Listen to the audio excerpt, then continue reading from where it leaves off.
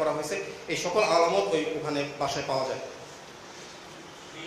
এটা গতকালকে বিকালের দিকে বিকালের দিকে এটা মানে পিবিআই পুলিশ, তখন আমার লোক ওখানে ছিল, বাট আমার লোক ঢোকার আগে দেখা যায় পিবিআই চলে আসে, তো একসাথে সবাই ঢোকার পরে এটা তারা বেসিক্যালি এটা পুলিশ আসলে রিকভার করেছে।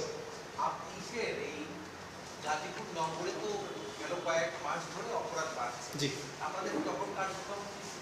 আমাদের টহল কার্যক্রম যথারীতি বাড়ানো হয়েছে, বিকজ টহল কার্যক্রমের পাশাপাশি আপনি যেমন যদি রাস্তায় চেকপোস্ট যেটা হয়, চেকপোস্টের রেগুলার কার্যক্রম চলমান রয়েছে এবং চলমান থাকবে। এবং এছাড়াও এর পাশাপাশি যেহেতু অপরাধ কার্যক্রমটা রিসেন্টলি আপনারা সবাই জানেন এবং আমরাও জানি যে খুবই বেড়ে গিয়েছে ওখানে, তো যার ফলে এর পাশাপাশি যে গোয়েন্দা নজরদারি যেটা আছে র্যাবের, সেটা আরও বৃদ্ধি করা হয়েছে ওখানে ইনশাআল্লাহ। জি ভাই।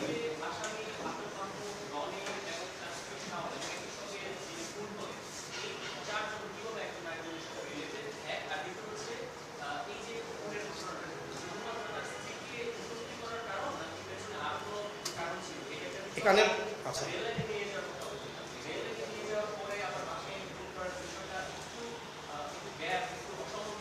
এখানে আমরা বেসিক্যালি তার মাধ্যমে যেটা জানতে পেরেছি, তার মানে সে আমাদেরকে প্রাথমিক জিজ্ঞাসাবাদে যেটা বলেছে যে হত্যার মোটিভ বেসিক্যালি ছিল হচ্ছে যে আপেল মাহমুদের স্ত্রী বিষয়ে কটূক্তি করা। তারা একই এলাকার লোক, সবাই নরসিংদীর, এই করিমপুর আশেপাশে বাড়ি, একই এলাকার স্থানীয় লোকজন, যার ফলে তারা আপনার সাথে পরিচিত। এবং এখানে আপনার স্ত্রীকে কটূক্তি করার একটা বিষয় ছিল, প্লাস রনির আগে থেকে একটা আক্রোশ ছিল, 2-3 বছর আগে তাকে আপেল মানে এই রনির লোকজন মিলে মারধর করে, সেটার একটা আক্রোশ ছিল।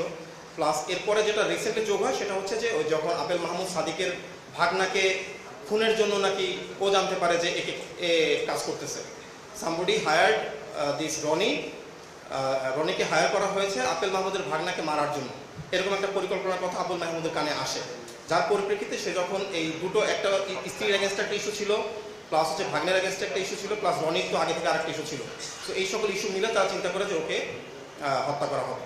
এবং তারা এই কাজটাকে আরও গোপনীয় করার জন্যই বেসিক্যালি রেল লাইনে নিয়ে যায়, যাতে কোনো চিহ্ন বা না থাকে, মানে কোনো ক্লু না থাকে, মানে রেল লাইনে নিচে গেল, ট্রেন আসলো, ধাক্কা দিয়ে রেল লাইন নিচে ফেলাই দিল, এই ধরনের তাদের একটা মোটিভ ছিল, বা সেটা চরিতার্থ করতে পারে নাই।